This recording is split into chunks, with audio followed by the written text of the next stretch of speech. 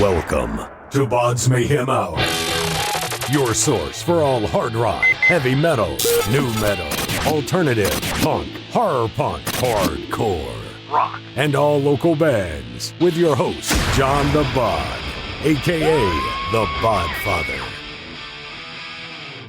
This is Missy Suicide, and you're listening to BODS Mayhem Hour. The views and opinions of the guests do not necessarily reflect the views and opinions of BODS Mayhem Radio Network, its staff, affiliates, or sponsors. Parental discretion is advised. Welcome to BODS Mayhem Radio Network. Hey folks, John the Bod coming right back at you with another throwback from the vault. Today's throwback from the vault is going to be Missy Suicide of the Suicide Girls. So like and subscribe to our YouTube page, plus our Facebook link. Everything's in the description down below. Sit back, relax, enjoy this interview with Missy Suicide of the Suicide Girls. And we've got a lot more stuff coming your way. Thanks, folks. Hey, everybody. Welcome to BODS Mayhem Hour. I'm your host, John the Bod, a.k.a. the Bodfather. As always, I bring you guys awesome interviews. And today, I want to bring on the show Missy Suicide. She's one of the founders with the Suicide Girls. She is in charge of day-to-day operations in the business of the Suicide Girls. So, Missy, how's it going? It's going really well. How are you? Doing excellent. I'm glad that you're on the show to talk about the Suicide Girls and you know, shed some light on what you guys actually do. How did the Suicide Girls form? How did it come together? It's been around for almost 13 years now, which is crazy. But back, if you can remember, 2001, before social networking, before really like all the tattoo shows were on TV and stuff, girls, the definition of beauty that, as defined by the media was very limited. It was, you know, there was either the like Kate Moss blonde wafy type or the Pamela Anderson silicone enhanced blonde, you know, right, running on the beach sort of. And that was the diversity in what was celebrated as being beautiful. And I thought, so, you know, I thought that the girls that I knew were the most beautiful girls in the world, girls with piercings and tattoos and crazy colored hair. And so I started taking pinup style photos inspired by Bunny Yeager's photos of Betty Page. And so I just started taking pictures of my friends that way and put them up online, and I wanted to give them a place where they could express themselves in their words, not just through their images. So we gave them all blogs and started, you know, had message boards and groups and whatnot, and created a space where they could be celebrated for being beautiful. And turns out that it took off. And people wanted that. Yeah, it drives me crazy that you look at these magazines, especially like Playboy, and you look at these magazines like all these modeling magazines. You know, you see all these fit women and all this stuff, and that's stereotypical. I mean, and I don't like that. If you're not yourself, then why do it at all? Because the women that you see like that on those, that's not them. You know, they're airbrushed and everything. It's just not them. And I like what you guys do. I mean, you guys have a big, diverse majority of members, and it's not just here in the U.S. I mean, you guys are all over the place, and it's cool what you guys do. We've got models on every continent, including Antarctica. Yeah. What exactly is a Suicide Girl? Suicide Girl is more about the attitude than like, you know, they don't have to have like an X number of tattoos times, you know, Y number of piercings or, you know, whatnot. Suicide Girl is about having an attitude. It's about girls who choose to commit social suicide by living by their own terms, you know, instead of, you know, society's dictates of how they should behave or act or what they should do or how they should be. So Suicide Girl is all about the attitude. Do you think that being a Suicide Girl helps women to express themselves? Yeah, so the images on Suicide Girls are, the photo shoots are kind of unique in any sort of photography world. The models themselves decide how they feel sexiest about themselves and how they want to be projected or portrayed. And so they're very much involved in the photo shoot, and the photographer's tasked with making their vision come to life. And so you get a diverse range of girls projecting, you know, how they feel sexiest, whether it's like in superhero, you know, outfits, or if it's doing, you know, working on a car, or doing roller derby or whatever it is that they find makes them feel sexy about themselves, is how they're portrayed in the photos. So it's, it's definitely a form of expression for the model.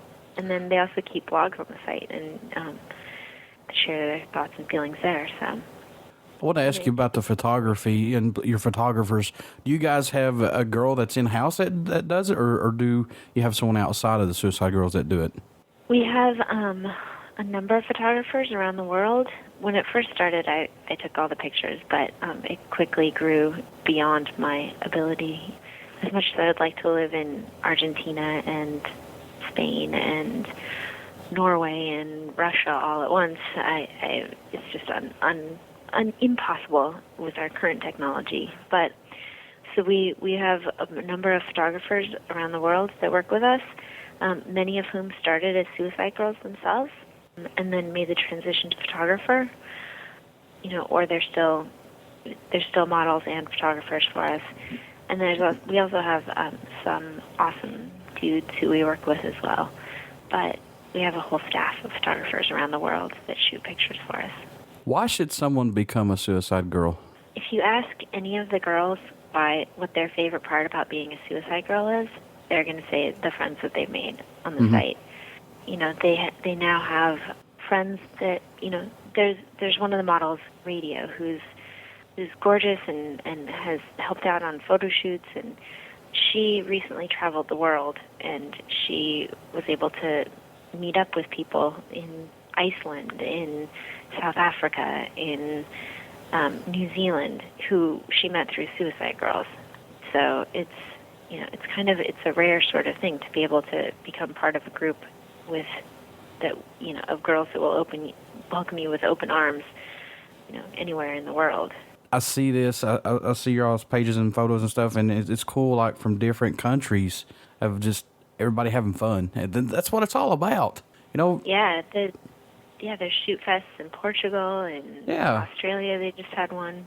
I saw that there was one from the Download Festival, and that was pretty cool because that's on my bucket list, is to go to the Download Festival. Oh, really? Yes, that's on my bucket list. Burlesque? I'm sorry? The Burlesque troupe played there a few years ago. Yeah. The Suicide Girls Burlesque troupe played there. It's pretty amazing.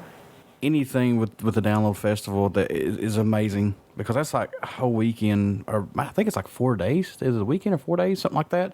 Just nonstop music and everything that you could think of is there. Yeah, it's pretty great. Where are you located? I'm actually in Kentucky. Oh. So, yeah. Do you go to Bonnaroo or anything? No, I don't go to Bonnaroo. I'm actually, I attend Rock on the Range a lot, and I'm also getting ready to go to the Louder Than Life Music Festival. I attend a lot of horror and paranormal conventions around here locally, so it's pretty cool. I branch BODS Mayhem Hour out as much as I can, plus Super City Radio, and like to help out charities and stuff like that, and it's all worth it. I keep telling everybody I do this show not for me. It's for everybody else, for all the local bands, stuff like that, and plus, even for you guys to get your names out there even more. Just some little small part that I can do. Mm-hmm. Yeah, well, it's good to use your voice to shed light on the things that you think are cool. Yeah, exactly. Missy, what's your favorite thing about being a Suicide Girl for all these years?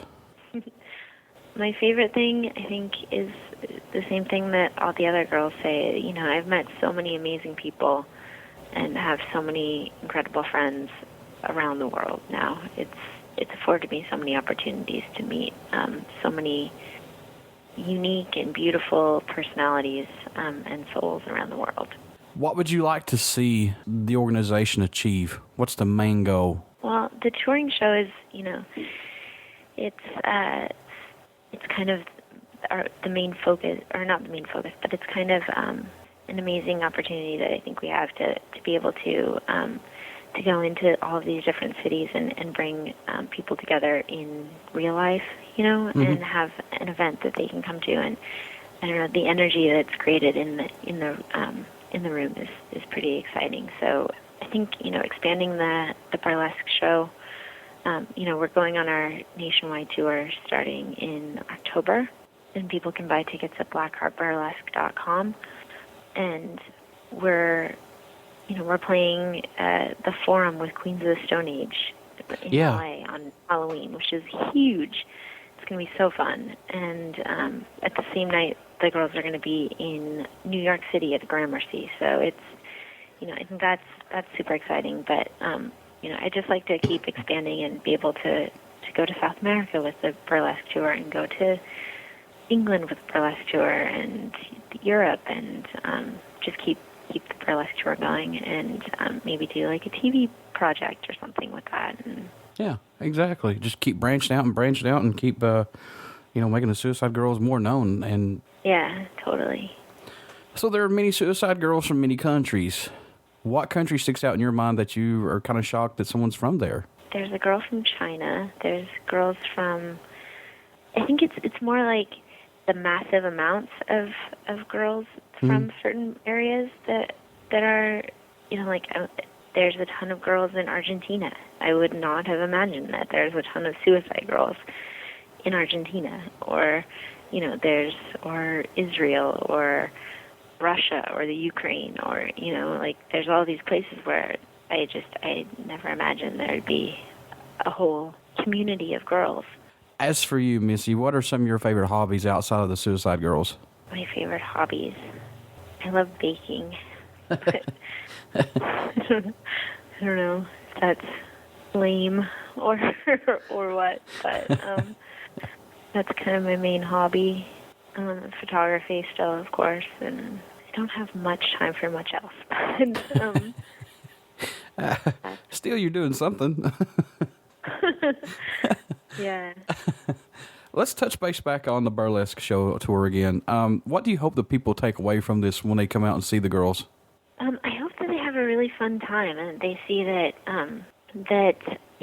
there can be sexy, fun entertainment, and that it's not something to be, it doesn't have to be like that sort of salacious strip club experience, that you can have nudity and fun and sexy, fun entertainment. The show has a lot of pop culture references, and it's set to modern music, and the girls are amazing dancers. It's all choreographed, and it's not your grandmother's burlesque show by any means. They do send-ups of Clockwork Orange in the new show and Adventure Time. So there's a wide range of references and fun things that they use as inspiration for the show. I have two little buddies that I help take care of, 11 and 9, and they watch Adventure Time, and I'm like, guys, really? Come on. And I'm trying to break them into like watching the old, Transformers Generation 1 and He-Man and stuff like that, and it kills me because they both say, it's anime. No, it's not anime, it's cartoons. So we have this big fight.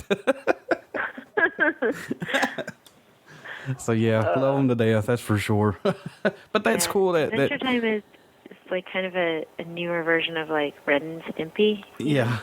Yeah, in a way. I could see that. But they did get me hooked on SpongeBob. Yeah. I don't care. I like SpongeBob. I'll announce it right on the show. I don't care.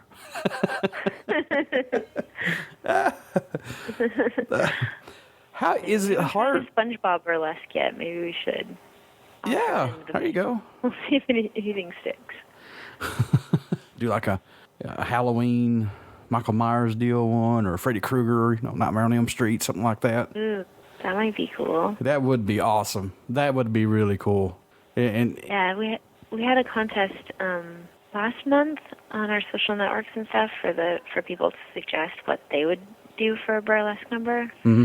And we had some really interesting ones. Like they had to pick the song, the theme, and whether it was like solo or a group number or whatever. And there was like some of the ones that stick out in my head are the nurses from Silent Hill. Oh, nice. That video game. That would be super crazy. And then what is they also did from Sucker Punch. That was the one that ended up winning. Baby Doll from Sucker Punch. That's cool. Since it's the digital age, plus social media and things like that, do you think it's helped out the Suicide Girls tremendously? Yeah, I mean, I don't think that Suicide Girls could have existed before the internet, but yeah. And we were one of the first social networks before Friendster, before MySpace, before Facebook, You know, we've been, you know, a place where people, like-minded people, could come together for, you know, well over a decade now. And so, but, you know, we've also had major presences on all social networks, you know, and I think that's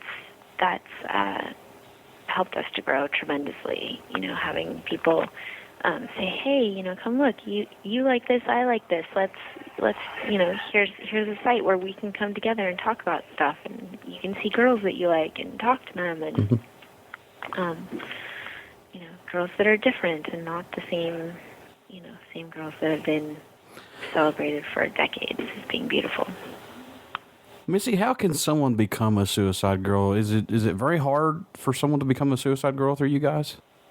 They apply online at suicidegirls.com/model, and our model coordinator and our recruiter will help them through the process, and talk them through all the ins and outs of it, and get all their paperwork filled out and all that, and get them a set shot, and then their set goes into member review, and then if the members respond well to their set, then they become official suicide girls. Well, thank you for taking time out to do this interview with me. Like I said, I'm always wanting to shed light on organizations, charities, bands, stuff like that help out the community and things. And guys and gals that are out there listening, if you want to say hello to Suicide Girls or talk to Missy or any one of them, just go to suicidegirls.com. Missy, I want to thank you so much again for doing this interview. Will you care to do a promo for my show before I let you go? Sure. All right.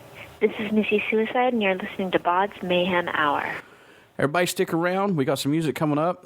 You only hear these interviews right here on BODS Mayhem Hour. Thanks, Missy. Thank you.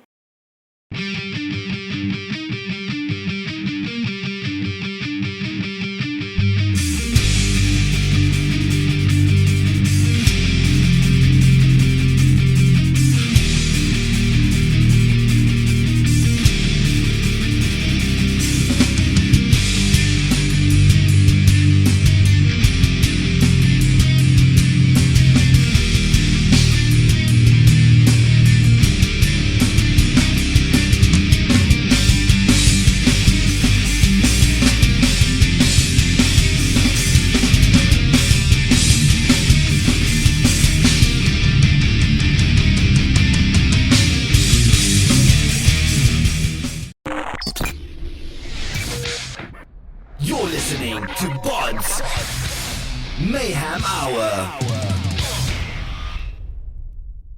Follow us on Facebook, Twitter, and Instagram.